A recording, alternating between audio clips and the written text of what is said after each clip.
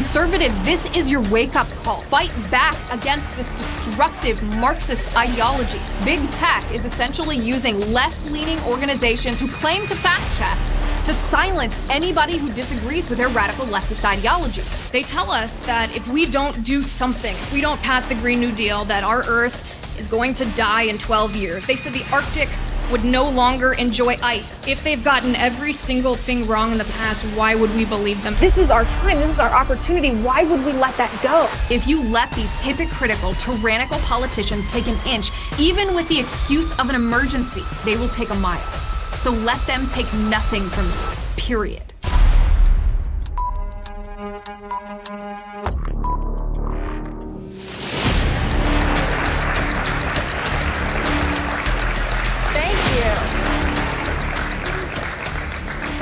Thank you. Good evening, everybody. It is my honor to open the show tonight, and I want to start by giving a huge thank you to the Logan family. Your generosity made this event possible. I know you're watching, so thank you for everything you do. Thank you also to the Young America's Foundation, who likewise makes this night possible. My name is Liz Wheeler. I host The Liz Wheeler Show. I also host The Cloakroom on Verdict Plus with Senator Ted Cruz. And it's my privilege to be here on behalf of the Young America's Foundation, which the Crimson White editorial board describes as, and I quote, an institution of bigotry and extremism.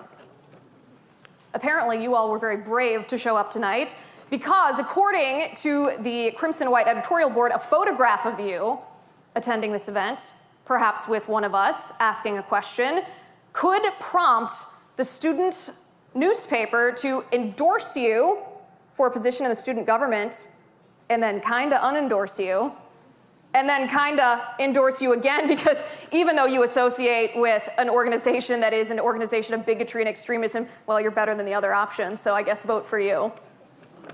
This nonsense that I described happening right here on your college campus is an effort to cancel conservative thought, to cancel conservative values, to make you, young people, afraid to even discuss conservative issues.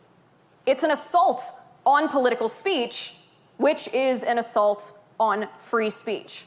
You'll notice, by the way, that after that editorial published in your student newspaper, the Young America's Foundation and Senator Cruz and Michael Knowles did not call for the editorial board to be canceled. They did not. Because on this podcast, we never shy away from discussing dissenting views. That's what we're going to do here tonight. Free speech is incredibly important. Free speech actually is not just a matter of whether you can make fun of my Canadian tuxedo without me having security throw you out, which, by the way, they said they'd be happy to. Stifling free speech can literally change the outcome of presidential elections here in the United States. Just think about big tech. Think about Twitter for a moment. Think about the Hunter Biden laptop story and how big tech colluded with Democratic politicians to squash the Hunter Biden laptop story, maybe the biggest cover-up since Senator Cruz decided to grow that beard. This is why it is so important for us to come directly to you, straight to college campuses where free speech is being threatened like never before. This podcast, as you know, is also just a really fun time. It's a really fun conversation, especially when Senator Cruz and Michael disagree on issues. I know that's my favorite part of it. As we know, Senator Cruz, or this is when, I should say, these discussions between Senator Cruz and Michael, this is where Michael does most of his research for the books that he's writing, when he's writing his books. Senator Cruz talks and Michael fills his pages with his own responses, hence his blank books. Rumor has it after Yale, there will be an additional chapter on the morality of oral sex, but that remains to be seen. There has been a lot of talk about free speech in our country right now, as there should be, whether it's about the so-called don't say gay bills in state legislatures, whether it's about Elon Musk and Twitter. And tonight, the question of who's correct is going to be up to you. So without further ado, it is my honor and my pleasure to introduce to you Verdict with Ted Cruz.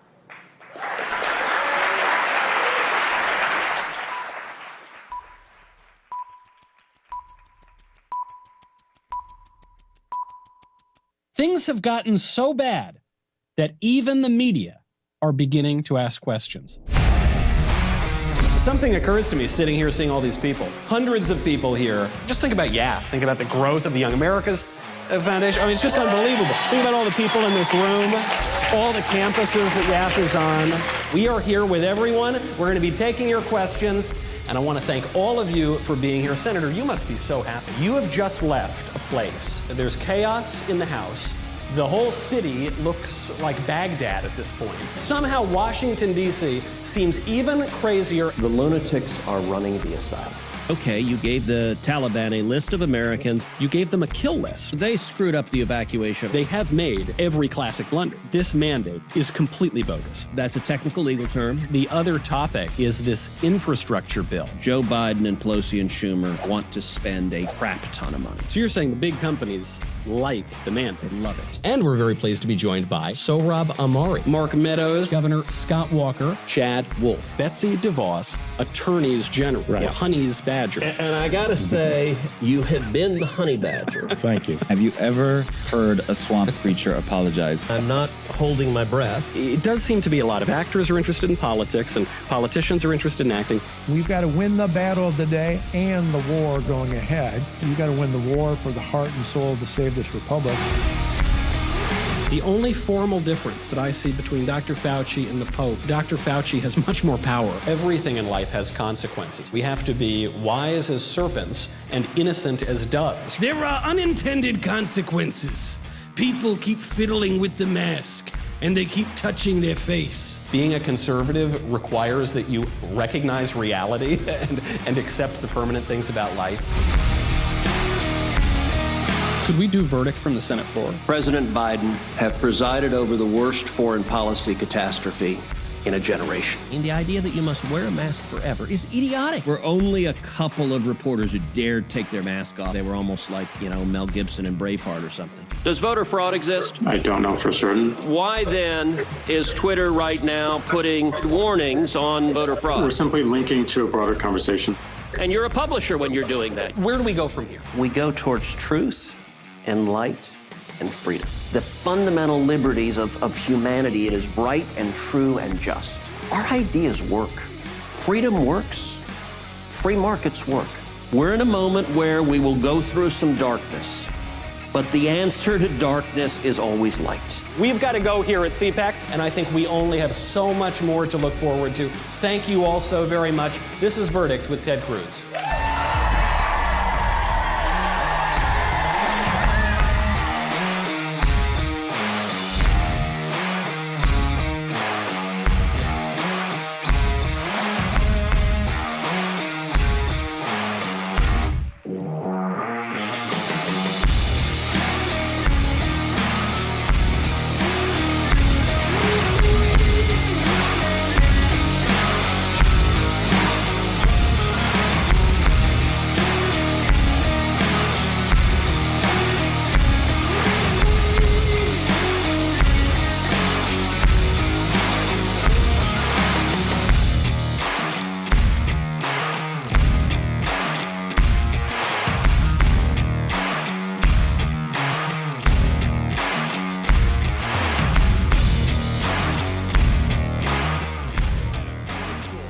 Test my arm. That's the most athletic I've ever been in my whole life. We are here at the University of Alabama.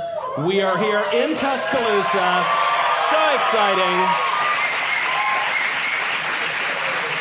And I gotta say, it is great to be back in America. It is. It is. We've been in hostile territory on this tour. We are back in good old America. There's only one thing I'm more excited about. I just got a text from a friend of mine. This happened about an hour ago. I'm just going to read the text out. Wow. I'm mid-flight on my way from Newark to Salt Lake City, and they just announced on the airplane speaker that masks are no longer required. Everyone cheered. There's a shot we might get freedom back. This is Verdict with Ted Cruz.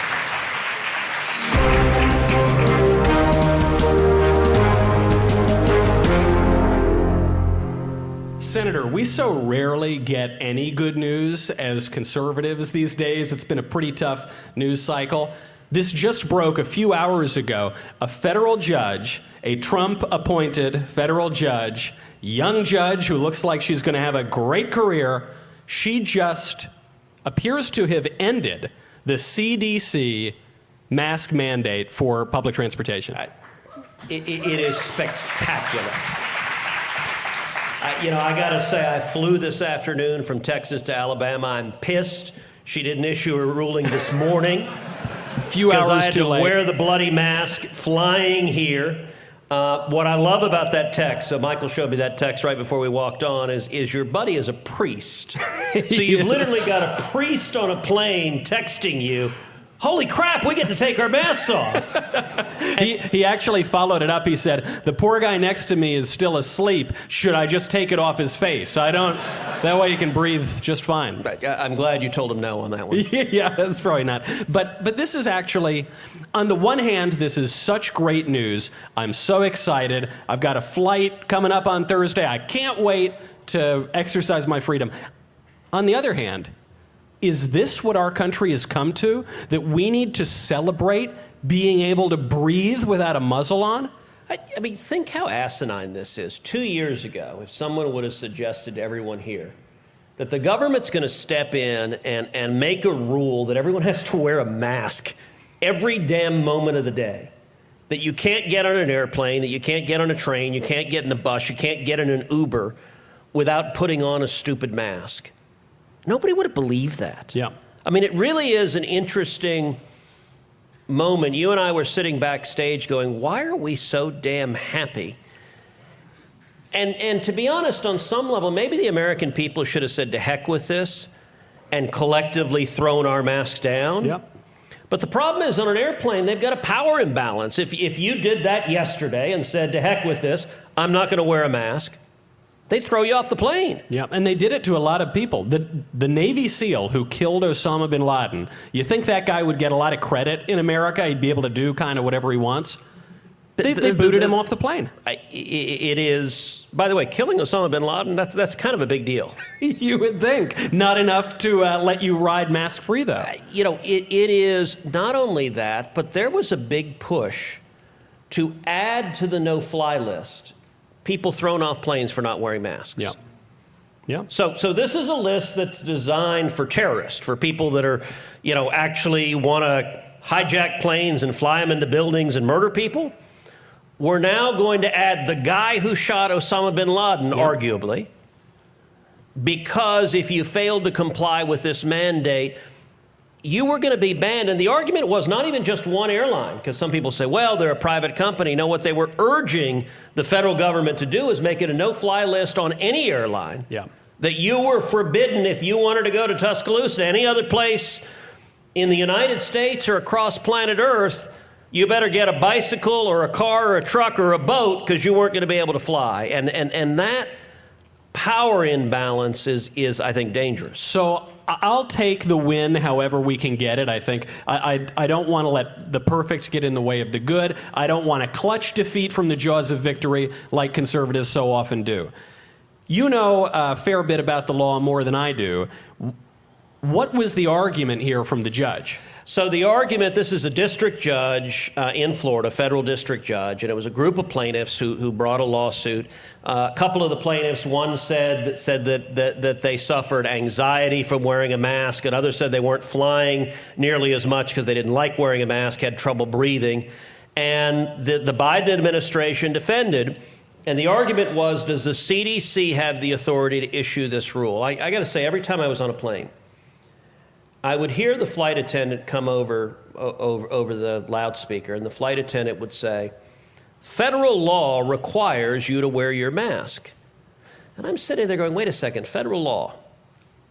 I seem to recall for something to be federal law, there being something in the Constitution about it passing the House, passing the Senate, being signed by the president, becoming, federal law. If I'm not mistaken, Senator, you are a federal lawmaker. Is that right? And if that happened, I kind of missed it. Because we didn't vote on it. We didn't have any federal law on it. What happened, Joe Biden issued an executive order. He got into the White House. He issued an order that said, I think a mask mandate is a hot diggity damn good idea. Those were his exact words, I think, right? Well, he invoked corn pop, too. I don't know what it meant. Then he promptly turned to shake the hand of an imaginary rabbit that was next to him. As he does. By the way, the imaginary rabbit's right here. Good to see you. Nice to see you. 2 weeks later, the CDC, the bureaucrats at the CDC put out this new rule, except they said, it's not a rule. Because there's actually a federal law, the Administrative Procedures Act, that says if a federal agency wants to issue a rule, there's a way you issue a rule. And in particular, you put it up for notice and comment. In other words, the agency says, okay, this is a rule we're considering. The American people, you got 30 days to comment on us, to tell us, is it a good idea, is it a bad idea? You've got to weigh the arguments, so you've got to weigh the evidence. And the legal standard is that it can't be arbitrary or capricious. And the federal district judge in this case has a very reasoned opinion that goes through in detail examining the statutory language. Number one, there's a general statute that deals with health crises. And she says, look, that statute doesn't give these broad powers to impose, whether it's mask mandates or vaccine mandates. Or remember, the government before argued that they had the power to impose an eviction moratorium to decree if you happen to have a rental house, if you're renting out your garage apartment, you can't collect rent. Why? Because we decree it to be so. Never mind the niceties of passing a law subject to democratic accountability. And the district judge went through the statutory language. CDC admitted it hadn't done notice and comment. It said, well, it was an emergency. Well, because they have the right, according to the Administrative Procedures Act, to say, well, we have good cause to suspend these rules, because if we didn't suspend the rules, why mayhem would ensue. We would not be able to take care of this public emergency. Well, and one of the things the district court said is, look, this thing had been going on for over a year. COVID infections were going down. If it was suddenly this so crazy emergency, what happened the prior year? How did you suddenly discover it was an emergency then? Yeah. And so this decision, the end of the decision, the district judge vacates the rule. So as we were sitting backstage getting ready for the show, we were talking about, okay, what does this mean? And I'm going to fly back to Texas tomorrow, and I'm wondering, am I going to wear the stupid mask or not? I really hope the answer is no. And it was an interesting question. What is the Biden administration going to do? And one option is appeal, and they could still appeal. They probably will, but maybe not. Another option, they could conceivably try to defy the court. But that's a high-risk option, because the end of the district court's order, the district court vacates the rule. So when you vacate the rule, you essentially erase it. It doesn't exist. So because this was the question some of my friends have been asking me. I think my friend who is 30,000 feet probably has answered it practically to some degree. But usually when you talk about your friend 30,000 feet, you're talking about the good Lord. But in this case, you're talking about a priest on an airplane. Slightly lower, I would say. That's right. Though not unrelated. There you go. So, but my friends will ask me, they'll say, okay, so the bureaucracy said this, and the judge said this, and so, look, I don't care about any of that. Do I have to wear the mask or not? You're saying the ruling actually does erase the rule. So the rule is vacated. It has no force and effect. But the next question was going to be, what are the airlines going to say? Because the airlines are still private companies. They could, in theory, say, we're going to require a mask, even though the federal law doesn't require it. Remember, we had a mask mandate before that. Early on in COVID, a lot of us flew and you wore masks. There wasn't any federal law. They didn't say federal law required it. It's just the airlines wanted to get people to come on planes, and they said, all right, let's put this rule in place because people are scared. It'll let them come on. So conceivably, the airlines could have said, we're going to keep this rule in place.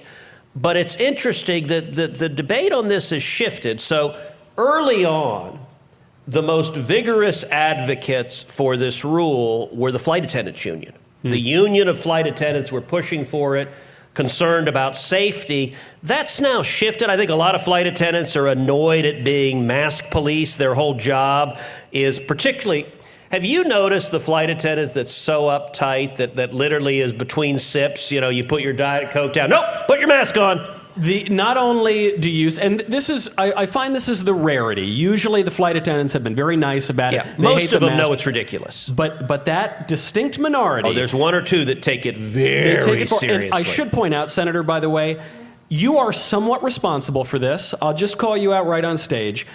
You were coming out to visit, back when we were in LA, you were coming out to visit, we were going to film some episodes together, and you pioneered the coffee cup strategy. So you take one slow sip from your coffee for about 4 hours at a time, and that way you don't need to wear the mask. All right, and I have to admit, one of the ridiculous things about just sort of the reality of being in the Senate is there's always some jackrabbit. I'm trying to use the PG very polite term. language. Yeah, I'm mellowing in my old age. Who will try to snap a picture of you. And they want to catch, and by the way, I love the pictures of the Democratic senators who insist on mask mandates for everyone, who take their mask off and are happily sitting on planes ignoring it. But I will say one defensive strategy on planes I do. So number one, my mask, which I hope to frame as a relic never to need again, is a Texas mask that says come and take it.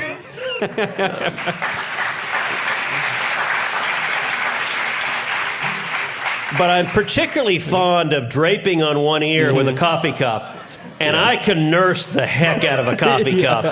That's in case the coffee spills, the mask will catch it. Yeah, that's exactly right. And in that case, you actually are saying, please, come and take it. I don't want the mask. It's yours now. Go on. So, okay. This makes but the airline CEOs recently wrote a letter to the administration, almost all the major CEOs, saying, okay, please get rid of the mask mandate. Enough already. And that may have shifted the dynamic, because what happened this afternoon after the decision is several of the major airline CEOs announced, okay, we're done. And I'm amazed that your friend was on the plane and they're literally announcing, it's like the World Series score, take your damn masks off. The freedom wins. The freedom wins. So we've got a few people to thank. I want to thank YAF, as always, for hosting. I want to thank the Logan family for supporting this lecture series. I want to thank this judge for letting me breathe free again. That's going to be great. Amen. Judge Mizell. She is great. I love her. If any of y'all are going out on the town, I know nobody at the University of Alabama drinks. Nope. But if, I'm not going to suggest beer or tequila or anything, but if you happen to have some seltzer water, lift a toast to Judge Mizell. Yes, she did great. I wish we didn't need to rely on just one judge to give us our basic freedoms back, but that's the world we're living in. I'll take the win. Yep. And this actually is exactly how I feel about a separate, albeit somewhat related situation on Twitter. I don't like that we need to rely on one eccentric billionaire to bail us out of this censorship nonsense that the leftist ruling class has foisted on us. But I sure am glad he's doing it. However it's going to work, we need free speech in this country, and if a handful of oligarchs are going to control speech in our republic, then help us, Elon, go on in there and buy out Twitter. So then, Senator, my question to you is, Elon goes in, he tries to buy Twitter. He already has a huge stake, over 9%. He wants to take over the rest of the company. The Twitter board of directors, as I understand it, pulled a poison pill. Yep. They said that they're going to actually crash the value of the shares, so they're going to harm the shareholders to stop Elon Musk from being able to take over the company, because censoring conservatives is more important to them than maintaining the value of their company. So is it all over? Thankfully, no. All right. Let me say, first of all, this battle right now between Elon Musk and Twitter, I think, it was a funny Freudian slip. I didn't actually mean to say that, but... a Freudian slip is where you say one thing but mean your mother, right? Is that how that goes? I think it is one of the most important moments for free speech in decades. This is a testing moment where big tech keeps getting more and more brazen, saying we can control everything you say, we can control everything you hear, we can control everything in your feed, we can control everything you listen, we can silence every view we don't like, we can only amplify the views we like. And suddenly Elon Musk came in and is threatening to tip over the apple cart. And there are lots of aspects to us. I will confess, probably the funniest is the Washington Post, which is wholly owned by Jeff Bezos, wrote an editorial saying it would be bad for democracy for a rich Silicon Valley billionaire to own a means of communication. Well, they admit it. They say, democracy dies in darkness. That's the motto of the Washington. They're saying that's what happened. What's funny is when they wrote it, they meant it as a bad thing. It is now their mission statement: more darkness, kill democracy. But look, so what has happened? Twitter, Elon Musk came in, bought just under 10%. Initially, they offered him a board seat. They said, hey, come join the board. And it was very funny seeing these Twitter engineers losing their mind that he was going to join the board. And then suddenly Elon said, wait a second. I think I won't join your board.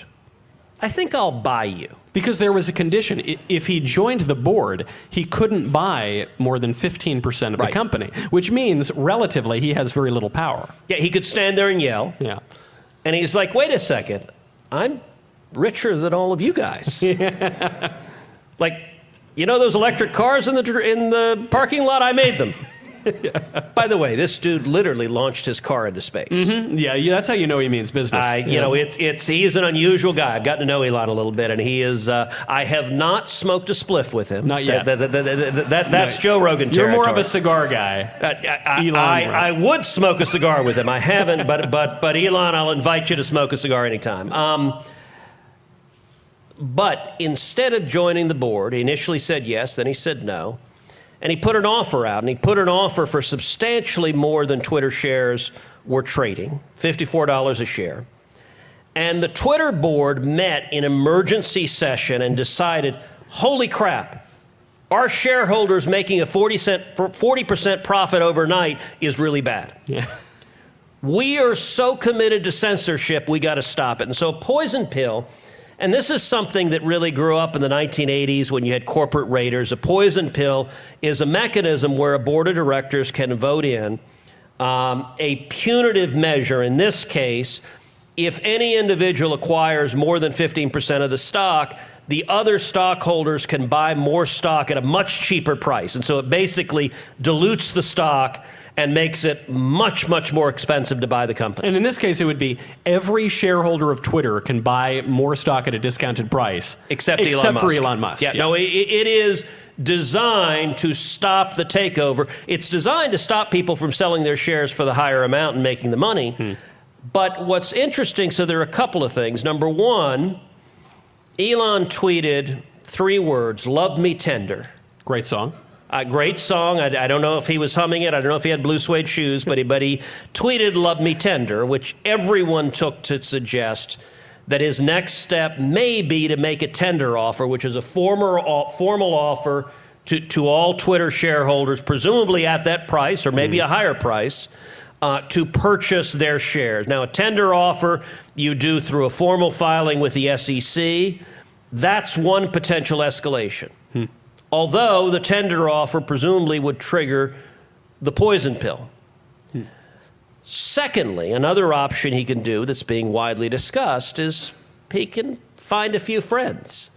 And you know, when you're the richest man on planet Earth, you're not hanging around with paupers. You can find a few friends. And if, say, he's got 3 friends, each of whom acquire 14.9%, that math adds up to more than 50%, but doesn't trigger the poison pill. So that's one possibility. I know there's been speculation Peter Thiel might join him, some private equity funds might join him. But if he had a coalition that buys Twitter, that could get to the same place. You could also see lawsuits, because one of the amazing things, the Twitter board of directors, other than Jack Dorsey, who's leaving the board of directors, and by the way, the guy really does look like a billy goat under a bridge. Hipster Rasputin, I call him. Yep. Like, it's one thing to grow a beard down to your knees, but like to never comb it, like it's really weird. It's kind of odd Eastern Orthodox Silicon Valley style. It is. It's unusual. I met him, but when I met him, he had a soul patch. That's how long ago it's been. That's actually true. But other than Dorsey, almost none of the members of the board of Twitter own any significant stock. Well, this is something that's pretty strange. If you look at the board, and Dorsey is now leaving the board of the company that he co-founded, the amount of Twitter that these board members actually own is minuscule. It's barely anything at all. And this is the other point with Elon. So I hope that the Elon Musk takeover works. I want more Babylon Bee tweets. I want Charlie Kirk to get back on. And really, I need the Trump tweets. I need more. We need them. It's one of the main reasons. So I want it to work. I want it to work. But even if it doesn't work, one of the things that Elon has already accomplished is he has exposed very serious corruption at Twitter, which is just one of the big tech companies. It's actually the smallest one. It never occurred to me to think, wait, who owns Twitter? BlackRock owns a lot of Twitter. Look, the Saudi giant Arabia? funds, and to see Wall Street rush in and say, no, we want to keep the censorship going. Yeah. To see a Saudi prince come in and say, no free speech allowed. Like, what the hell? Wait, since when does Saudi Arabia get to dictate free speech in America? And it is, so the Twitter board of directors just brazenly screws their shareholders. Just says, we like our power more. Now, Twitter is incorporated as a Delaware corporation. A whole bunch of companies in America are incorporated in Delaware. It has corporate law that is very well developed, and there's a standard, the general standard, if a shareholder sues the board of directors, is what's called the business judgment rule. Okay. And it means, as a general matter, there's a high degree of deference to the decision either the board of directors makes or the company officers make. But there's an exception, a case called the Revlon case, that is in the context of a hostile takeover. If it becomes clear that the company is going to be sold, then the board of directors can't just act to protect their own rear ends and keep their own jobs. They have a duty to the shareholders to maximize the price, to get the highest price for the shareholders. So one of the things that may flow out of this is a whole bunch of lawsuits. And, it's striking. One of the board members of Twitter is Bob Zoellick. Bob Zoellick was the head of the U.S. trade representative under George W. Bush, is, I think, the lone Republican on the board. And Elon pointed out, although Bob Zoellick is on the board, according to the public records, he has never tweeted once in his life. Does he even know what the company is? He literally, it's like you're on the board of like a dairy and you've never had a glass of milk. like it's a little bit weird. Yeah. But it is exposing the fundamental corruption that is at stake. And I got to say, a lot of folks, when it comes to free speech, they say, oh, everybody does it. The left does it, the right does it, when it comes to censorship. And that's just not true. In practice, that is not what we've seen. Elon Musk is not saying, I'm going to buy Twitter and silence all the leftists. He's not saying that. It's not, okay, just my side gets to shut up the other side. He's saying, let everybody talk. Yeah, because the fun of Twitter is picking fights with celebrities. So if you got rid of the leftists, what would be the point? It would be unbelievably boring. Yes. It is also interesting, Michael, there's a similarity, I think, between this fight and the mask mandate. In both places, you have private corporations with monopoly or near monopoly positions. Whether it is the airlines, you've got an oligopoly. You only have a handful of major airlines. If you want to get from Houston to Tuscaloosa, unless you're willing to get on a car and drive a long way, you got a handful of options. Yep. And those companies have exclusive control over how you can get there.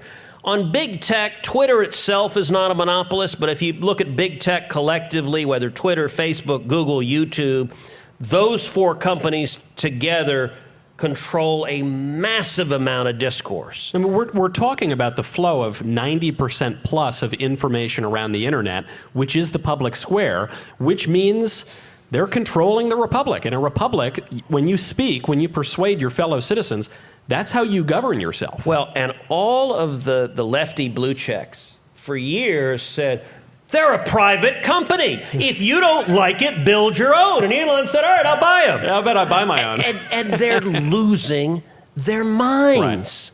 I mean, to see these so-called journalists, I don't know if you saw, do you ever watch Morning Joe? As little as possible. Nobody does. I mean, I'm not sure they have a viewer. When I'm going through the airport with my little mask on, then I see Morning Joe. Well, Morning Joe, I saw actually a clip on Twitter of Mika saying, look, if Elon does this, big tech, they'll be able to control what people think. That's our job. And she literally, said the quiet part out loud. Well, do you know? So there was a big fact check of this clip that was going around, and they said no, this was manipulated. Actually, the clip is older. It's referring to Donald Trump, and they thought this was a big dunk, a slam. The same point holds. She's saying that she is supposed to tell people what to think. Yep. And so what we're seeing here is finally someone stepping up and saying, no, we're going to crack this monopoly or oligopoly of power that is censoring half of the country, which it deems deplorable and irredeemable. The corruption runs deep. We're going to expose it. We're going to air it out, and we're going to have a free exchange of ideas. Now, speaking of a free exchange of ideas, I know we have lots of brilliant, insightful Alabama students in this room. Should we open up to some Q&A? Absolutely. So let's bring out our friend Liz Wheeler. While Liz comes out, head on over, subscribe to Verdict, the Verdict YouTube channel, the Verdict audio podcast, the Verdict, I don't know, MySpace, AOL Instant Messenger. We got all sorts of stuff. Make sure you head on over and subscribe. Liz, do we have any questions from our Verdict Plus members? We do. We have questions from Verdict Plus. We're excited to hear questions from anybody in the audience. If you are a leftist, if you have a challenging question, maybe a question that dissents from the viewpoints up here, you can come to the front of the line. Are we ready? I'm ready. Let's go. Let's take some questions. All right. Silencing yet again. Big tech strikes again. Mic check. There we go. There we go. All right, so Senator Cruz and Michael are ready to take questions now. If you'll find my colleague in the back, he's about 6'5", he's hard to miss. So if you'll go to him and start forming a line, you'll come up here to the green tape that I'm standing at right now, and from there, I will hold the mic for you. We would just ask that you make sure your question is a question, and also be respectful of everybody's time. So with that, we'll take our first question. Hey, thank y'all so much for coming out. I really appreciate it. So a lot of us are students, and some of us are going to be graduating and leaving here in a couple weeks. And I was wondering, going into a job, how would you recommend that we, continue to fight for what we believe in and for conservative values without running the risk of, losing our livelihoods? Look, it's a great question, and it's a hard question, because the censorship regime is not just big tech, and it's not just universities. It's becoming more and more in the corporate world as well. What I would say is be a happy warrior. Speak with your friends and colleagues, not angry, not in your face, but just speak. Something like the mask mandate. Just about everyone knows how silly this is. We've seen in COVID arbitrary rules shut down, schools shut down, and most people in the quiet, SNL did a skit recently of a bunch of liberals sitting around the table going, do masks work? Oh, no, I'm not allowed to say that. And so what I would say is just speak the truth, but you don't have to be in your face and angry about it. And that's powerful. Michael? I think there's a real risk you run. I agree with everything you said, Senator. There is a risk of a certain putting off your courage until tomorrow. So you often hear this from students. They say, should I speak up in class? Or should I keep my head down and then later on I'll speak up? I'll voice my opinions. When you're getting a paycheck and you have rent to pay? Is that when you're going to speak? Well, okay, maybe I'll get my first job. It's entry level, though. Maybe when I get a promotion. So when you're married and you have kids and you've got an even higher salary, that's when you... No, okay, you're right, Michael. Maybe when I make partner and I've got my mortgage payment and I got to put my kids through college and I got to do this, that, and the other thing, then I'm going to speak my mind. No, you're not. The incentives are only working against you. It's only going to get harder. So the question is, what is your integrity worth to you? virtue is a habit. You got to practice it, just like vice is a habit. So courage is a virtue. It's the prerequisite for all of the other virtues.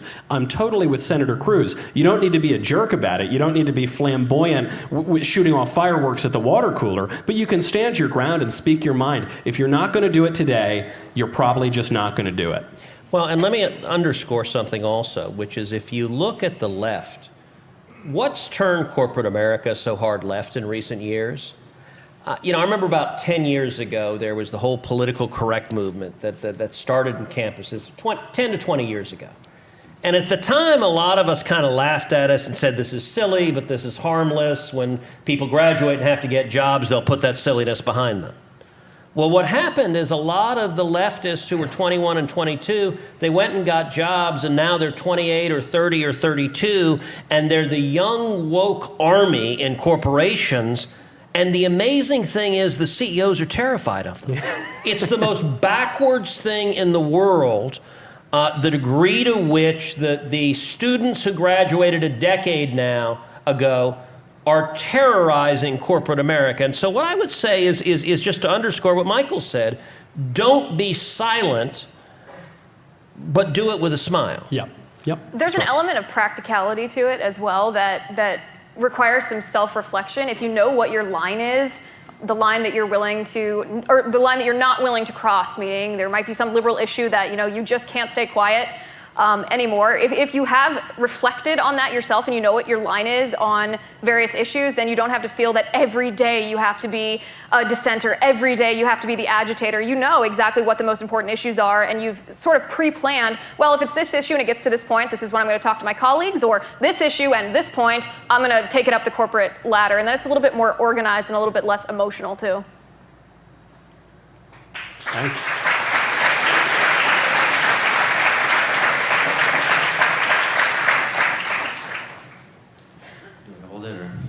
All right. Senator Cruz, something that routinely surprises me about U.S. politicians, especially conservatives, is their support for Guantanamo Bay. Considering that of the 37 who are still imprisoned there, the vast majority have never been convicted with anything or charged, and 17 are being held indefinitely with no plans for transfer. And these people are routinely being denied the regular due process that we ordinarily afford people.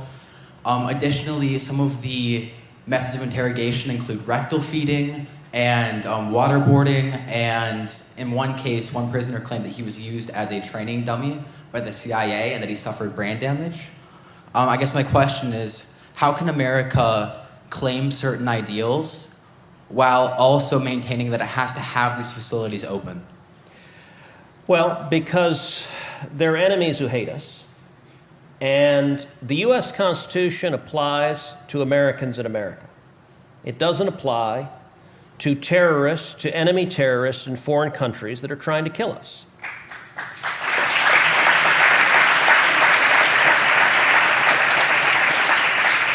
On September 11th, 2001, I still remember where I was. I was in Washington, D.C. We lived less than a mile from the Pentagon. My wife, Heidi, was working at the White House at the time. We lost a very good friend of ours who was in the plane that flew into the Pentagon in the most horrific act of terrorism in United States history. That act of warfare came from an ideology, radical Islamic terrorism that wages jihad in America. And we went and waged war. And you say, well, gosh, we didn't provide due process to them. Well, you know what? When we send a fighter jet over to Afghanistan and we identify people who are Al-Qaeda or in later manifestations, ISIS, Al-Nusra, there are a whole series of radical Islamic terrorist organizations, and we fire missiles at them and blow them up, they don't get due process either. Warfare is a dangerous process. If you look at Guantanamo Bay, it is explicitly outside of U.S. jurisdiction. The reason we've housed them there is so that the federal courts would not place them under their scrutiny. Now, that being said, the federal courts have asserted considerable authority over Guantanamo, even though it was a foreign jurisdiction. And you noted enhanced interrogation. I will say it is U.S. law. It is U.S. policy now under both Republicans and Democrats that we do not torture people. And so the example you gave of using that individual as a dummy and beating him, if that happened, that was a violation of law, and anyone who did so would be prosecuted. We don't torture them, but we do keep them incapacitated. The people who are there are the very worst of the worst. And if you look at the history of releasing terrorists, Barack Obama released a significant number of terrorists from Guantanamo Bay. Joe Biden released a significant number of terrorists, particularly from Afghanistan, and we release them and they turn around and a large percentage of them come back and attack us again. You remember the guy who blew up and murdered 13 servicemen and women in Afghanistan? That man had been imprisoned at Bagram, and when Biden abandoned the Bagram airfield, he was released and turned around and murdered 13 servicemen and women. So why shouldn't we close Guantanamo Bay? Because I don't want terrorists to murder Americans. You know, just to add, I agree with that, and to add a little bit of context, you mentioned waterboarding as an example of torture. Waterboarding is not torture. We waterboard our own troops in training, so unless we're torturing our own troops, I guess we'll have a lot of lawsuits on our hands in that case. I don't think that quite counts. But furthermore, one of the arguments against enhanced interrogation or even against torture is that we have agreed in international law to afford certain courtesies to enemy combatants who abide by the laws of war.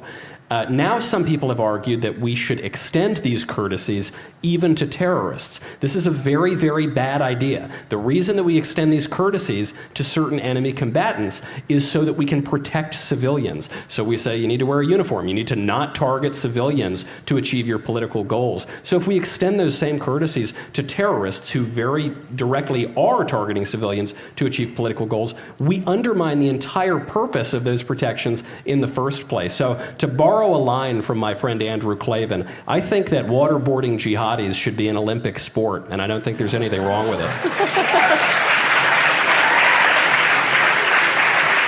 But I will say, notwithstanding your and Andrew Klavan's view, it is currently against U.S. law, so we're not doing so right now. Sorry, with all due respect, my question wasn't entirely about releasing prisoners. I know you brought that up. It also, it was mostly to address the waterboarding thing. We know that the studies suggest that torture doesn't work. I would just like to clarify, or enhanced interrogation, sorry. My question was not about obviously releasing these people. That's a horrible consequence, what happened, obviously. It was mostly about humane treatment. So listen, and I agree we should provide humane treatment, and it's one of the things America does that is different. It's why U.S. law prohibits torture. And I'm glad you say that you agree that these folks shouldn't be released. I can tell you over the last decade, I have repeatedly forced votes on whether or not we should release people out of Guantanamo, and Joe Biden and the Democrats are pressing to do so. When we have votes on this, they vote party line. I think we are likely to see an effort from the Biden administration to shut Guantanamo Bay down. And if that happens, or not to shut the base down, but to release the prisoners, to shut the detention facility down, if that happens, I believe the result of that will be that Americans will die because those terrorists will go back and commit more terrorist attacks against us. Yep. Thank you for your question. Thank you. Our next question, I'm going to cut you in the line for just 1 second. Our next question is actually from a member of the Verdict Plus community. As you know, if you want exclusive access to Senator Cruz asking questions, not just on stage at these events, you can join us at verdictwithtedcruz.com/plus. If you use the access code LIVE, you can get your first month free on an annual subscription, and you too might get to jump in line and ask a question at one of these events. So our question tonight is from Cracklin, and this is a good question, I think. Cracklin says, do you think it's appropriate to call someone a groomer if they're trying to teach sexual material to young children? I think as a general matter, people ought to ratchet their rhetoric down. Listen, there are predators that target kids. There are predators who commit horrific acts. I spent 5.5 years as Solicitor General of Texas. I handled a lot of cases of people who committed horrific crimes on little kids. There is also an effort from the left to sexualize everything, all of the uproar over the Florida bill. The Florida bill says you shouldn't be teaching kids pre-K through third grade about sex. Now, I think that is obviously right. A kid in pre-K is 4 years old. I'm not interested in a kid in pre-K learning about gay sex, straight sex, or anything else. I want them to learn about playing with blocks and how to count. And so, listen, some of the language saying, all right, anyone trying to push their ideology as a groomer, I think that's probably, that rhetoric escalates things a bit. Now, are there people who are groomers, who are actually pedophiles targeting kids? Yes, but I wouldn't use that accusation lightly, because I would reserve it for people who actually have direct ill intent targeted at kids. So basically, if the result of the indoctrination in these sexual materials is political gratification versus sexual gratification, then you would make that distinction with the term. Yeah, look, that's a good point, and I like the way you phrased it. I think there are people who are misguided, trying to drive, Disney stepping in, saying, in every episode now they're going to have, Mickey and Pluto going at it. Like, really? Thank you for that image, Senator. But it's just like, come on, guys. Like these are kids, and you could always shift to Cinemax if you want that. Like why do you have? It used to be, look, I'm a dad. Like, you used to be able to put your kids on the Disney Channel and be like, all right, something innocuous will happen, and you've got these I don't know, woke lefties that want to make it their political agenda. I just wish they'd leave their political agenda out of it. That being said, so I disagree with their political agenda. I think it's wrong and I think it's harmful. But I do think it is different from actual sexual predators that are trying to violate children. So I wouldn't conflate the two. I would say I disagree with both of them, but the latter is a serious criminal offense that you should go to jail for a long, long time.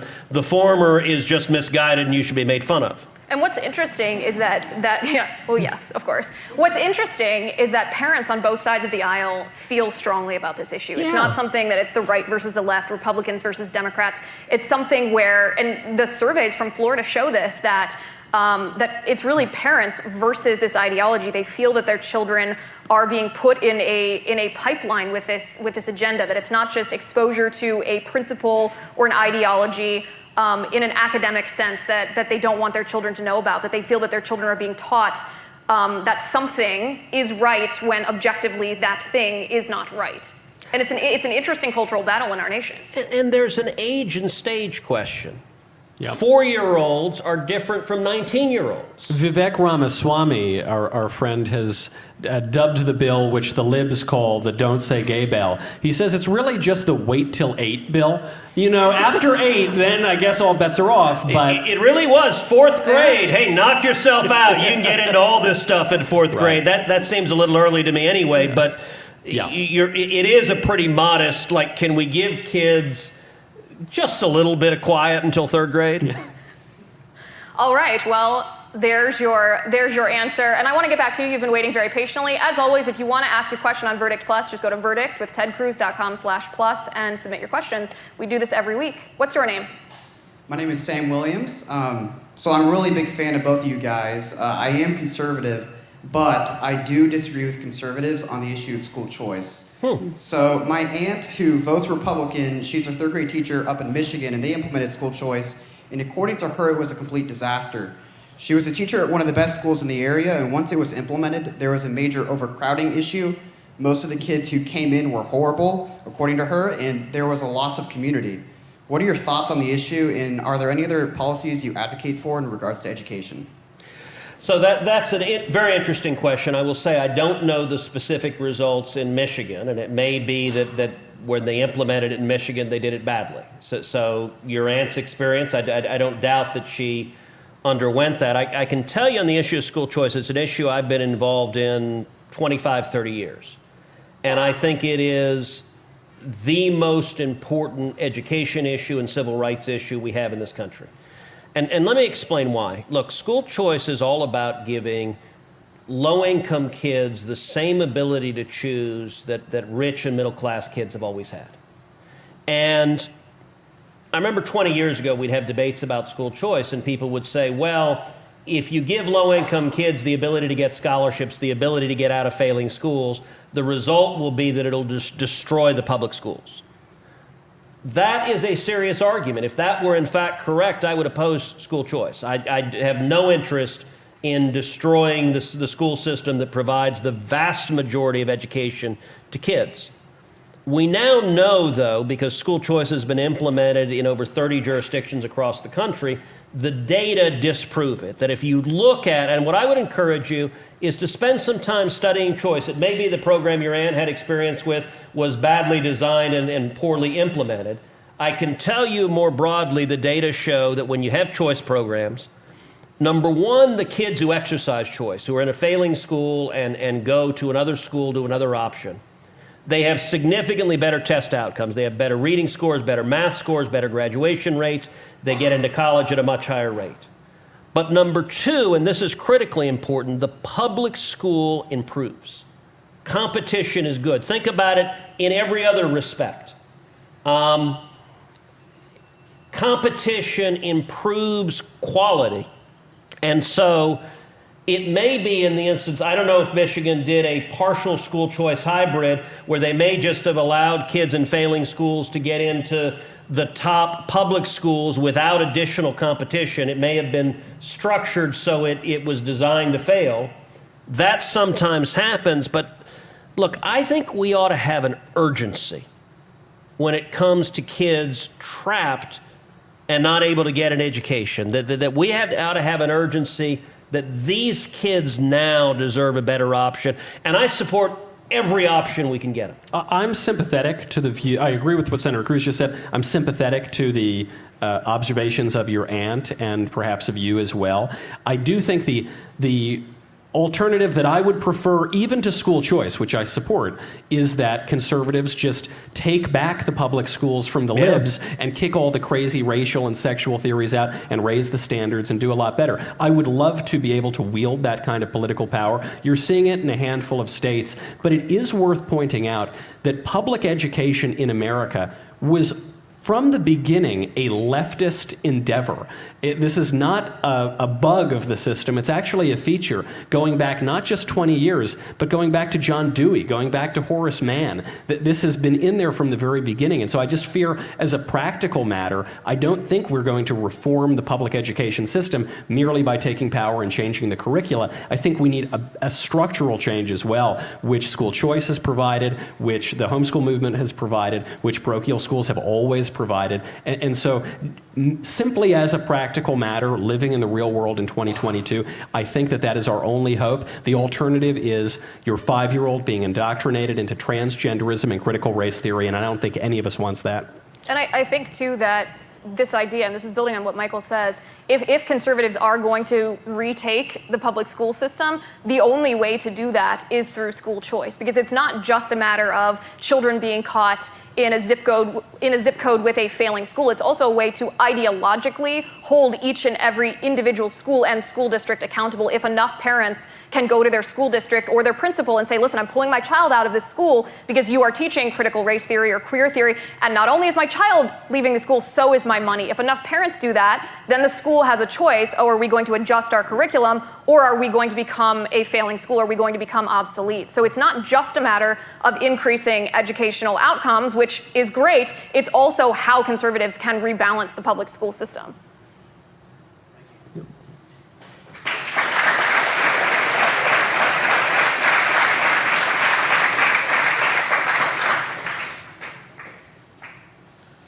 Hello, my name is Nick, and my question is back to the beginning. You talked about the mask mandate and the potential that the leftists were trying to get people who were thrown off the planes for not wearing the mask added to a no-fly list, and that was something reserved for terrorists.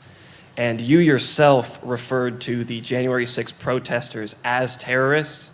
And so I'm wondering if you could elaborate a little bit on where the First Amendment right to not wear a mask or to demonstrate becomes you're now a terrorist and can't get on an airplane, and if there is any place in American society for people, American citizens, who have not been convicted of any crime to have been put onto the no-fly list?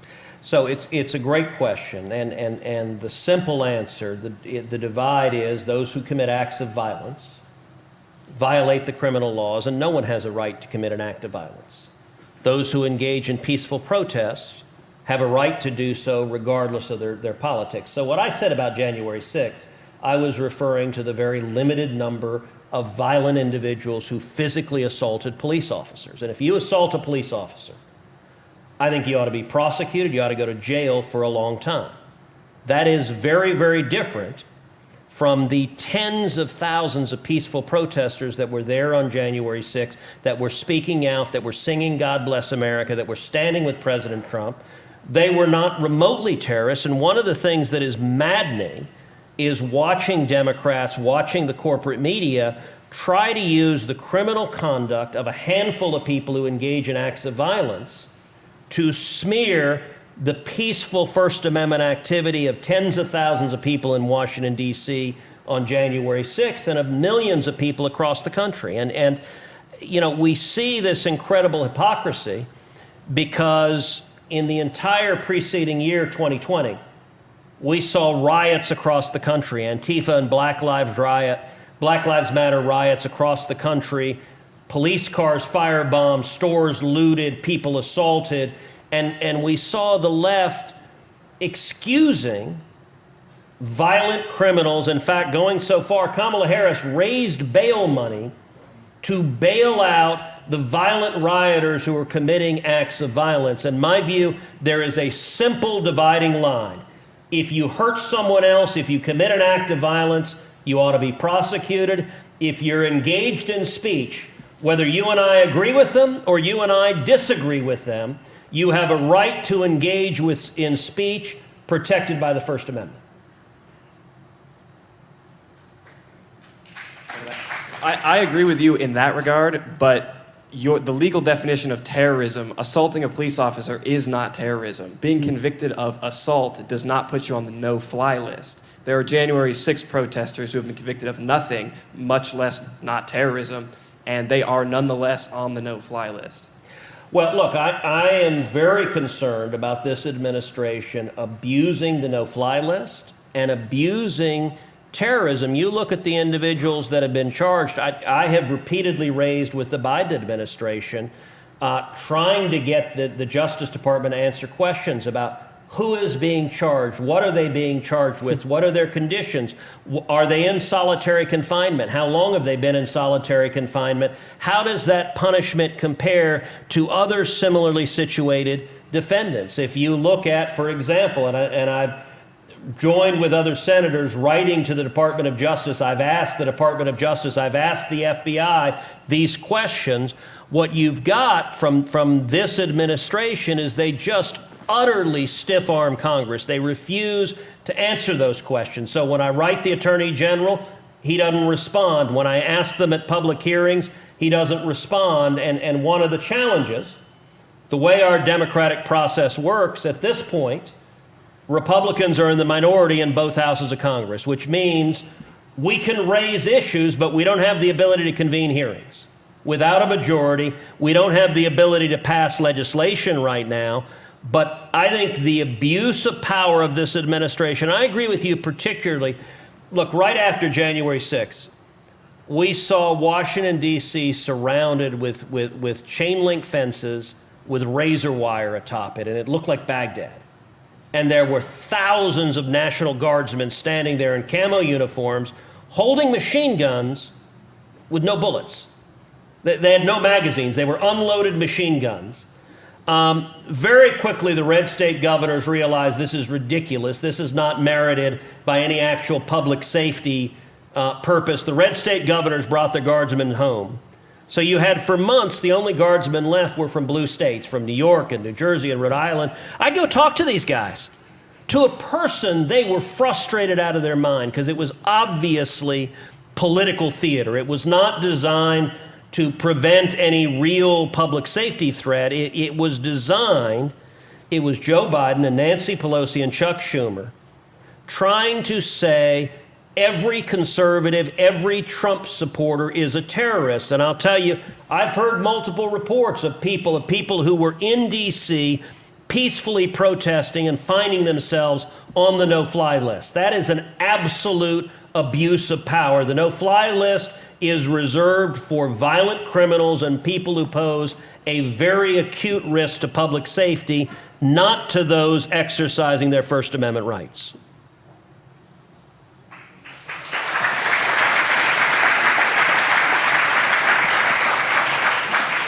All right, next question. Hi, what's your name? Hi, I'm Melissa. First off, I just want to thank you for coming, not just here, but to any college campus to speak, because it can be a very, very hostile environment for conservatives. And that kind of leads into my question. I'm more left-leaning, and I disagree on plenty of your policies, but we also agree on some other things. And I like to come to conservative events like this and hear you guys' voices, but unfortunately there's been a lot of political censorship, a lot of shameful attempts to keep people from speaking, especially at college campuses, coming from my side of the political spectrum. And so I'd like to ask your advice of how I could encourage my peers to come out and actually see conservatives and hear you guys' voices instead of relying on a stereotype perpetuated by the media to argue against straw men instead.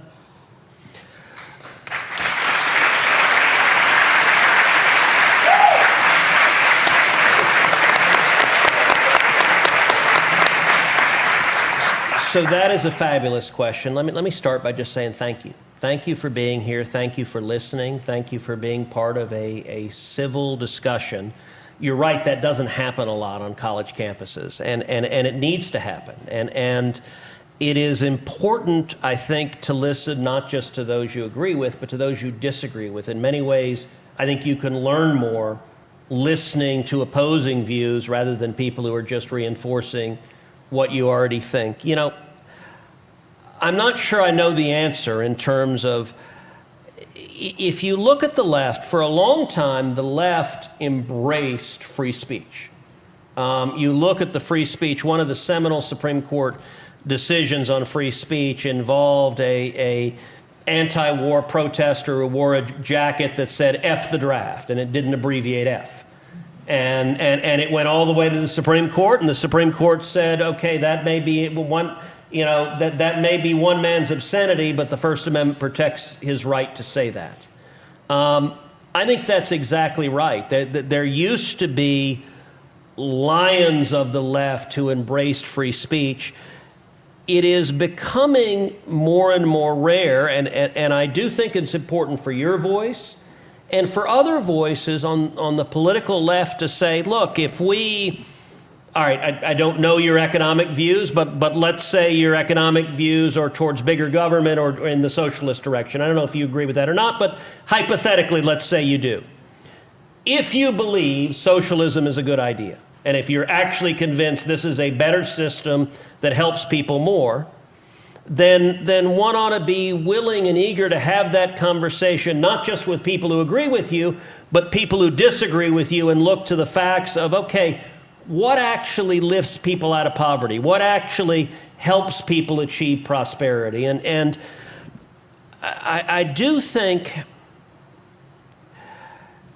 so I will say one very encouraging sign. So I'm very glad you're here. We were here a week ago at Michael's alma mater at Yale. And it was striking at Yale. Look, Yale is a very left-wing campus. I'd say somewhere between a third to a half of the students leaned politically to the left.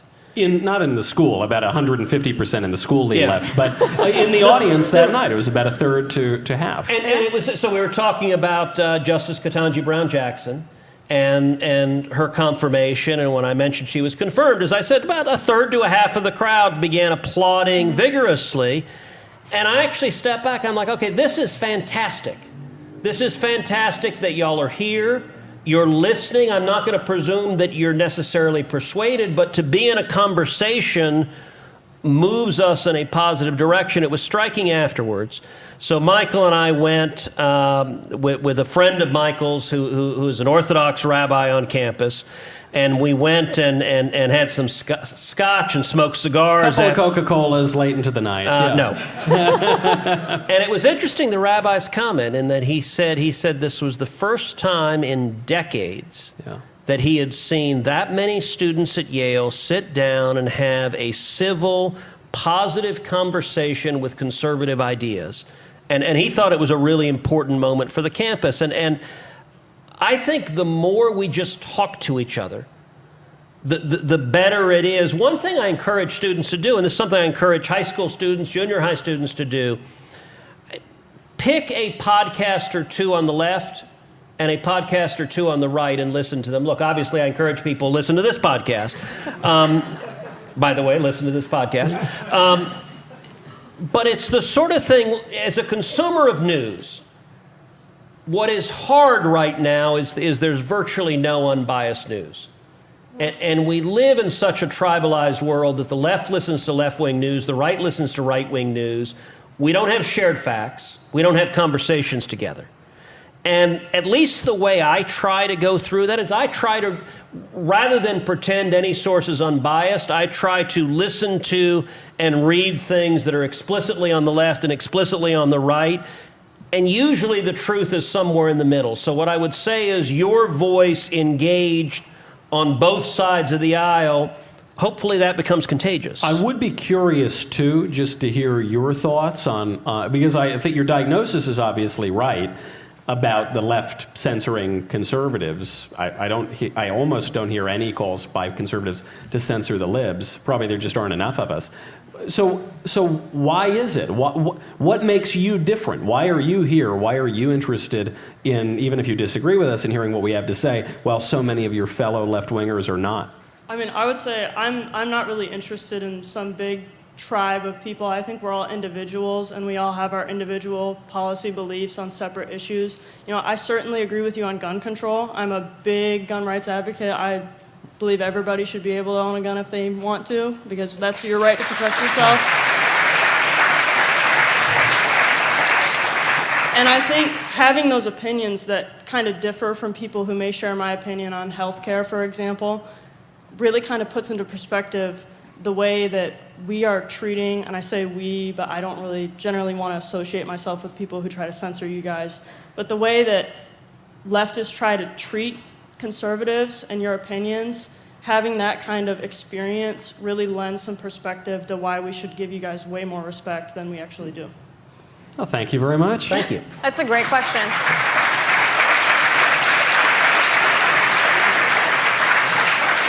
While we're waiting for this next question, by the way, you guys can use that same promo code LIVE to get a good deal, 10% off the merch store. It's verdictwithtedcruz.com/shop if you want, you know, those hats with the sweet cactus, maybe for the back of your laptop, a t-shirt.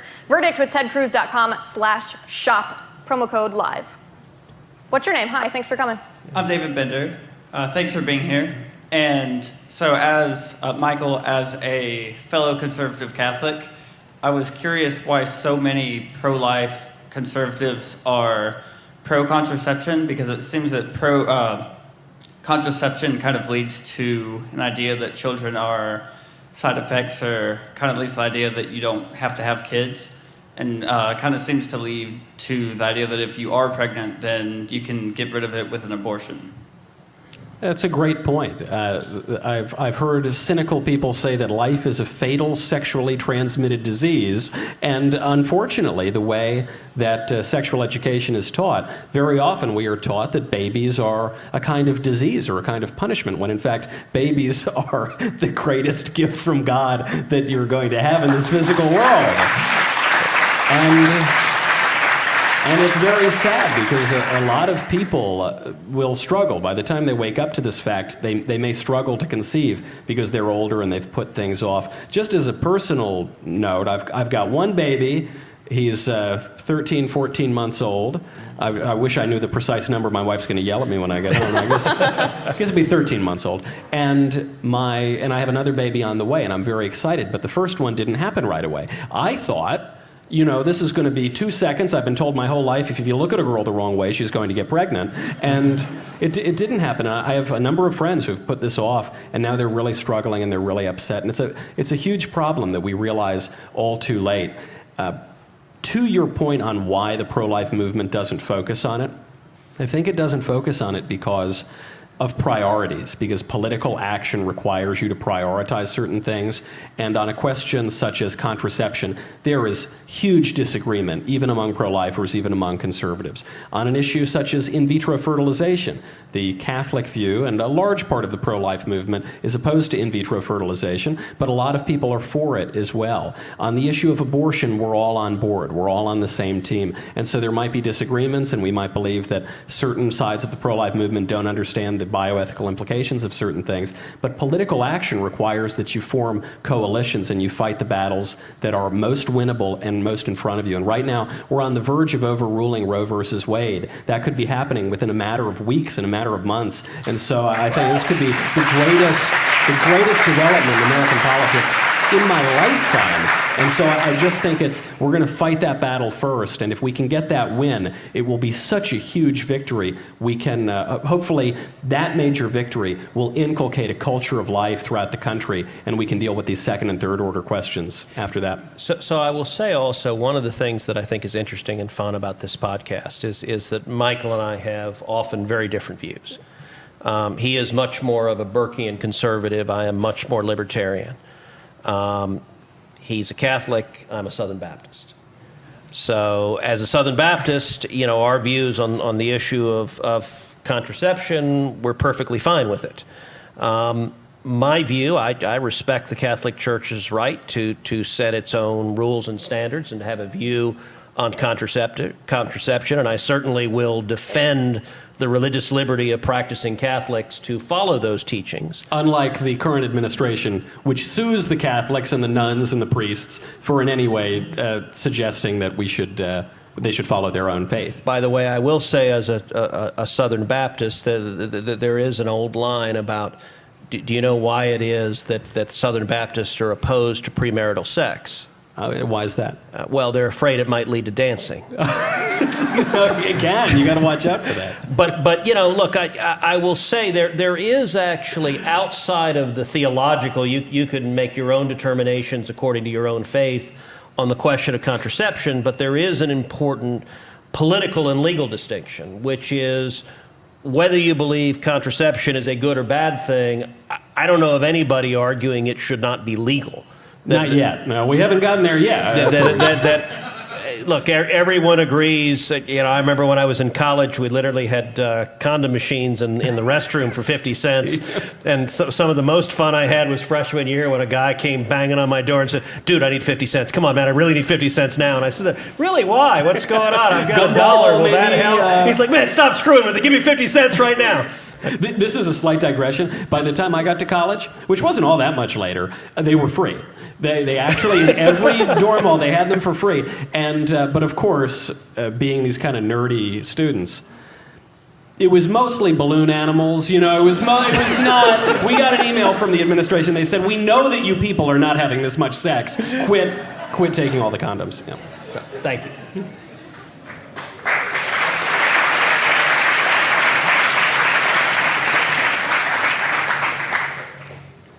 Hey, y'all. Michael, Senator, just want to say, roll tide, first of all. Senator, before you started, they showed us a clip of you talking about the Russian pipeline and how Russia uses it to keep Europe dependent on Russia for energy.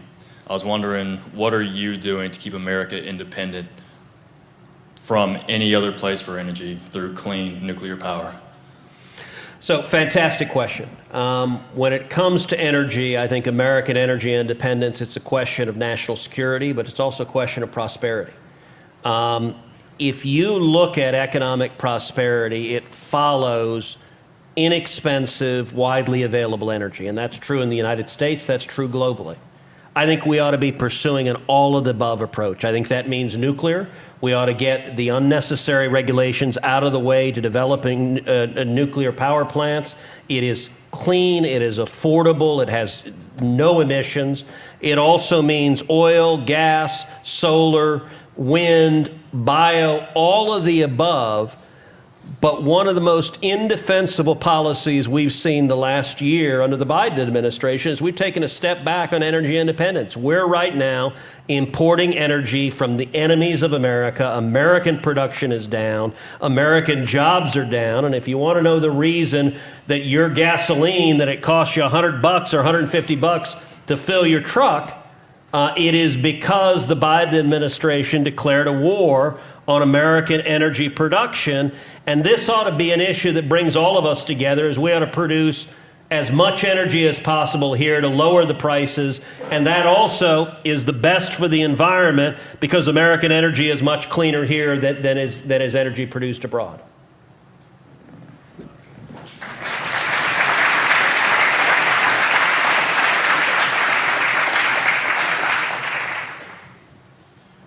Hello, my name is Jake. I'm somewhat on the left side of the aisle, but I'm very open-minded and willing to entertain conversations with anyone. I have noticed that social media censorship affects progressive users on a similar level with conservatives, and it seems that Twitter has no problem keeping the status quo and censoring people that question authority. Have you ever considered reaching out to populist politicians on the other side of the aisle to try to figure out a common solution about free speech with big tech? So it's a great question, and I will say you're very open-minded, and with a White Sox shirt, I can see that. And as an Astros fan, I'm open-minded as well. Look, it ought to be a natural overlap, and so, for example, a couple of years ago, Elizabeth Warren bought ads on Facebook saying, "Break up Facebook." And Facebook, being morons, blocked her ads and said, "We're not going to allow you to run the ads," which was really stupid. And she put out a tweet, because Facebook blocked her, saying, "This shows how big tech has too much power, that they're able to block my ads." I did something I very rarely do. I retweeted Elizabeth Warren. The one and only time. And in fact, not only that, at the time, Republicans had a majority in the Senate, and I chaired multiple hearings on big tech censorship. I asked Elizabeth to come testify. Unfortunately, she declined. And I can tell you from my end, I've tried to reach out to those on the left. Even the self-styled populists on the left have not been willing to take on big tech on censorship. And it's, when we have hearings in the Senate on censorship, it's almost like ships passing in the night, where many on the right say you censor too much, but many on the left are telling them they don't censor enough. And I mean, we've had hearings basically where Democrats are yelling at Mark Zuckerberg, "Why did you let Trump win in 2016? How could you possibly let anyone speak on that side of the aisle?" And I got to tell you, it is not an accidental shift in big tech. There's a document that I discussed in one of these hearings I chaired that Google prepared. It's called The Good Censor. And this is a Google PowerPoint. It's about 50 pages. They made it. And they described how the old view of the internet was, and this is using their language, the laissez-faire free speech model. In other words, let everyone speak. And then they described how big tech had made a conscious decision towards a different model. And here's what they called it: the European-style censorship model. And Google identified 4 companies that made that decision: Google, Facebook, Twitter, and YouTube, which Google wholly owns. This is an explicit decision. And by the way, the paroxysms that we're seeing, not only from Twitter, but from the media about Elon Musk potentially buying Twitter, show this is a conscious decision. It's not an accidental drift. It is, we will silence views. So what I would encourage, I will say again what I said to the other young lady who was here. Thank you for coming, particularly if your views are different. Thank you for being part of this conversation. I would love to see people on the left engage in defense of free speech. Right now,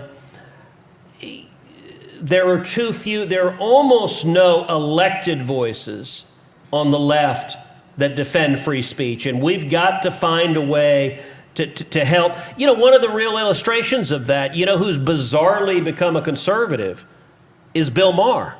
Yeah. Now, Bill Maher is not a conservative. No. But Bill Maher is an old school liberal, which means, among other things, he believes in things like free speech, which in today's upside-down world makes an old-school liberal seem like a conservative. Or Rogan. Rogan is, I think, a great example of what you're talking about. He was too big to totally kick off of the social media platforms, but they did censor his podcasts when those podcasts contradicted the ruling regime. Rogan is a Bernie bro, but because he was threatening the liberal establishment, they really came down pretty hard, and they largely succeeded. It's worth remembering that we're not saying that anything, at least I'm not saying that absolutely anything should be permissible on these platforms. I don't think snuff videos should be allowed, animal torture content, I think that should probably be snuffed out, as it were. I don't think that direct threats should be allowed. I mean, there are limits on these sorts of things because every society has standards and taboos, every society that there's ever been, and certainly including the United States. So what the left has done is they've used an argument sort of for free speech as merely an instrument to upend all of our traditional standards. You have the free speech movement at Berkeley in the 60s. All of a sudden now they're censoring the New York Post from reporting on the Biden family corruption weeks before a presidential election. And so I think it is important also for conservatives and just ordinary people to articulate what our standards are, what our norms are, what our taboos are. Because if we don't do that, if we don't have a substantive vision of politics, then the right of free speech in the abstract isn't going to mean anything to people who have nothing to say. And all of a sudden the norms are going to be obscenity is fine, pornography is fine, threats, as long as they're against conservatives, are fine, but damaging information about the Bidens, that is beyond limits. And those are not standards that we want to live under. So we ought to articulate what we really believe.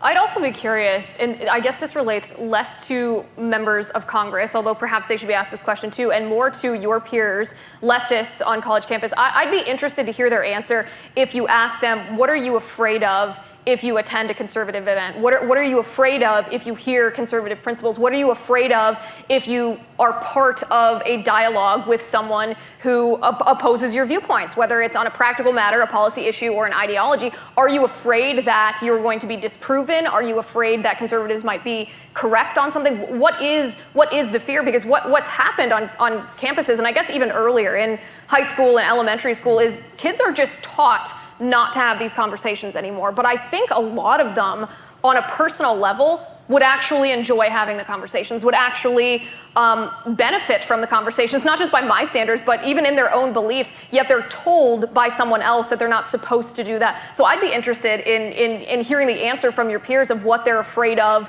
just in engaging in those conversations themselves. Thank you.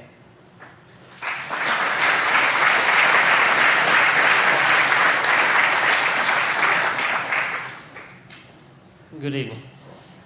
I've got a two-part question for y'all. The first part is, if you could pass any constitutional amendment, what kind of amendment do you think would do the most good? And the second part is, in your opinion, when would it be appropriate, or how bad would it have to get for a convention of the states to pass a constitutional amendment?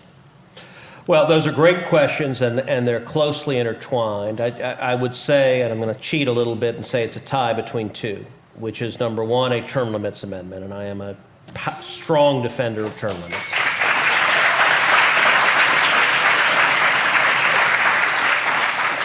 I am the author of a term limits amendment that would limit every senator to 2 terms, limit every House member to 3 terms. It is amazing, the divide. If you look at it, the overwhelming majority of Americans support term limits, the overwhelming majority of Republicans, the overwhelming majority of independents, even the overwhelming majority of Democrats support term limits. The one group that doesn't support term limits is career politicians in Washington. And that's true on both sides. All the Democrats in the Senate, I can't get a single Democrat in the Senate to support term limits. And I can't get any of the Republicans who've been there a long time to support it. So it is a clear divide. The second amendment that I would also put right side by side with that is a balanced budget amendment. 48 of the 50 states have a balanced budget amendment. I think those 2 amendments would be the 2 most important structural amendments for shrinking the power of the federal government. On the question of a convention of the states, so the Constitution provides two different ways of amending the Constitution. One, through amendments proposed by Congress, ratified by the states. Two, through amendments that come out of a convention of the states, called for by the states to propose amendments. In my view, if Congress continues stiff-arming the people on term limits and a balanced budget amendment, I think there is more and more growing momentum for a convention of the states.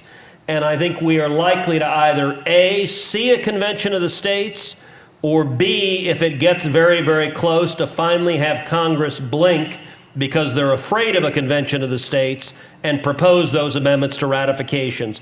Either one of those would be a better outcome than where we are now. The amendment that I would pass actually has to do with your job, Senator.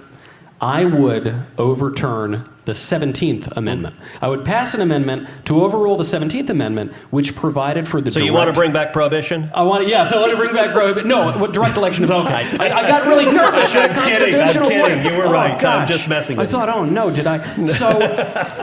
So the 17th Amendment provides for the direct election of senators.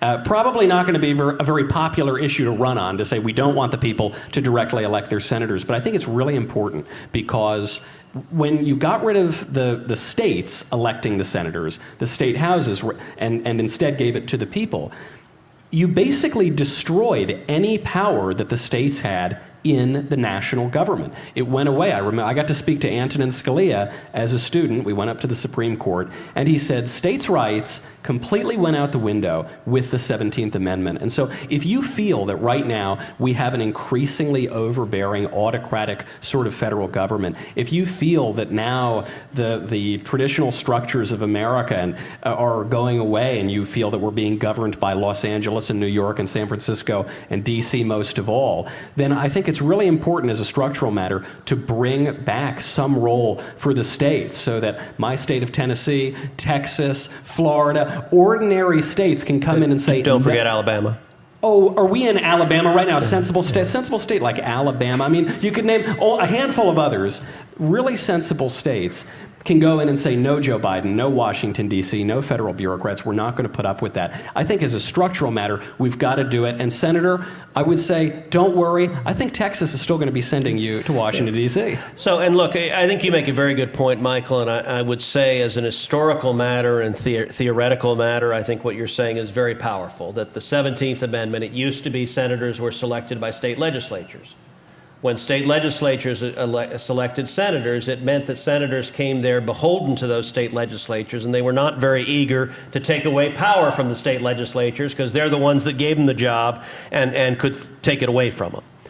When we moved to direct election of senators, it weakened that very important structural limitation on federal power, that very important element of federalism.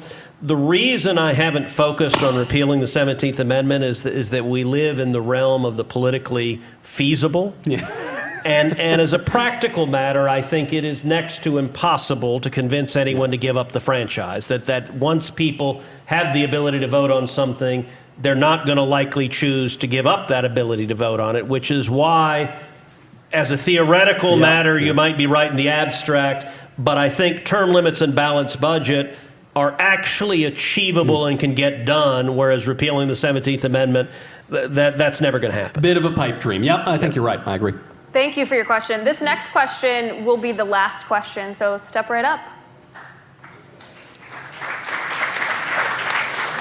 Hi, what's your name? Hi, my name is Noah. This question is primarily for you, Mr. Knowles. I think you would agree that the U.S. was founded on Judeo-Christian values? Sure, yeah. Given, at least in my experience, that the U.S., especially in younger generations, seems to be drifting away from religion, maybe that's they stop practicing, they've become agnostic or even atheist, do you think it is possible for the U.S. to maintain that set of values without the kind of core base that they were founded on continuing? You've got to practice what you preach, or you're not going to be preaching it for very long. It's not going to last very long. Previously, we did have institutions, we had strong families, we had traditions that were able to withstand, some wild teenage years and people rebelling against that.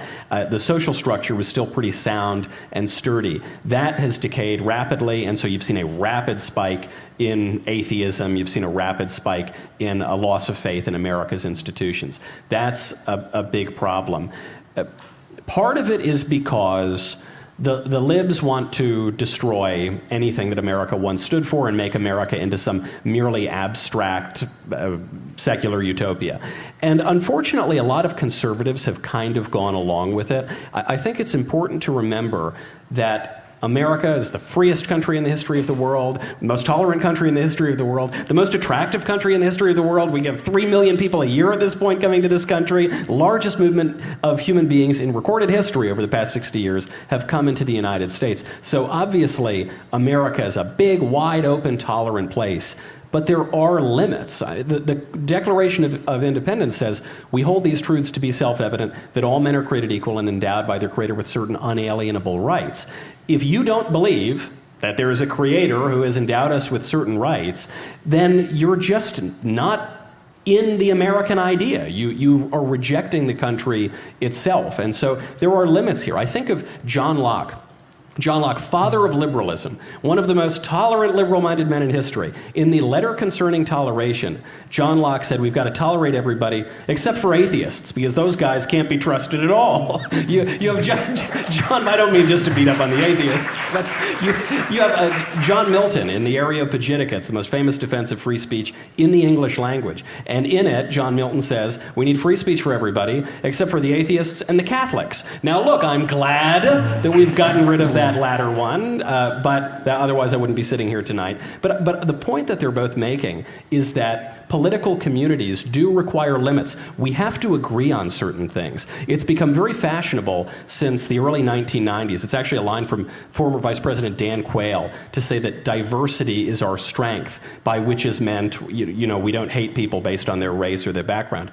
But unity is our strength as well. The idea that we can all come together from various backgrounds and agree on certain things and speak the same language and have shared customs and have real borders and have a community. And so we need to get back to that. We need to get back to an idea that out of many, there is one country, there is one political community, we have a broadly shared set of values, and we're willing not merely to look at politics as a matter of rights and entitlement, but as a matter of duty and obligation to our fellow citizens and to our country. If we can return to that, even if we're not totally up on the theological points that the Founding Fathers might have believed in, I think that there's a good chance that in practice we'll be able to recover something like the traditional American way of life. But if we don't practice it, we're sunk.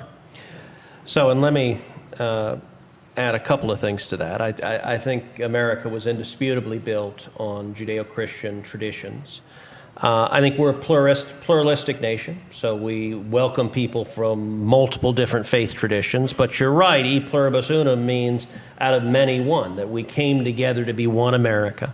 And I will say that those who believe in unlimited power are inherently hostile to faith. You can look at this in totalitarian regimes across the globe. You can look at this in China, where Mao would drive nails into the eyes of Christians. You can look at this in the Soviet Union. I can tell you in Cuba. So my grandmother, my father was born in Cuba, raised in Cuba, but my grandmother was a school teacher in Cuba. She was a 6th grade teacher in Cuba.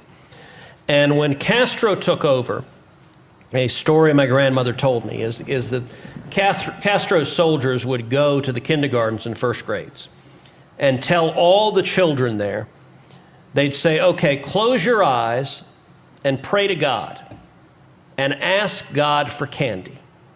And all the little kids would close their eyes and they'd pray, they'd open their eyes, and there was no candy. And then the soldiers would say, okay, do it again, close your eyes and pray to Fidel Castro for candy. And they'd close their eyes and the soldiers would put candy on the desks of every child. And if you believe in the totalitarian state, you don't want anyone to have a loyalty to anything above the state. That means a loyalty to God. That means a loyalty to family. That means a loyalty to anything other than the all-powerful government. And so I think, I can say as a parent, all of us make our own faith decisions, but what I urge my children is that your life is much richer, your life is much fuller, as a Christian, with a personal relationship with Jesus Christ. That gives you a strength and a comfort and a peace to withstand the travails of day to day. And as our nation becomes more and more irreligious, rejecting faith of any kind, you also see a descent, a loss of family, a loss of morals, a breakdown of the nuclear family, a loss of fathers. If you look at inner cities and many of the challenges that so many kids are facing, the absence of fathers is a big challenge. And a strong faith tradition helps keep families together, helps keep mothers and fathers together to raise children, helps build strong communities, obviously build strong churches, but it is part of what has made America so extraordinary. And I think one of the reasons the secular left have become almost jihadists about politics, about the environment. For some, the environment is their new religion. For others, it is stopping the evils of Trumpism. But it is with the same zealotry that for millennia people approached faith, that now the hard left approaches anyone who disagrees. Well, this is, as the political philosopher Bob Dylan put it, everybody's got to serve somebody. And so man is a religious being. We have these longings. We have an intuition that there's something beyond this world. We have an intuition that there's such a thing as, say, morality. It's better to feed a baby than to kick a puppy. If that's true, then that means there is a good and a bad and an ultimate good. And so we have that longing, and either we're going to order that toward God, the true source of goodness, the true source of being, or we're going to order it toward whatever the idol of the day is.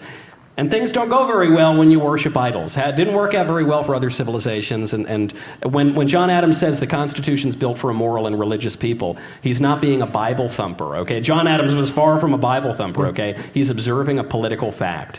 If the country strays from what is good and true and beautiful, then we're going to have a country that is bad and false and wicked. And I don't think anybody wants that. All right, is that our show?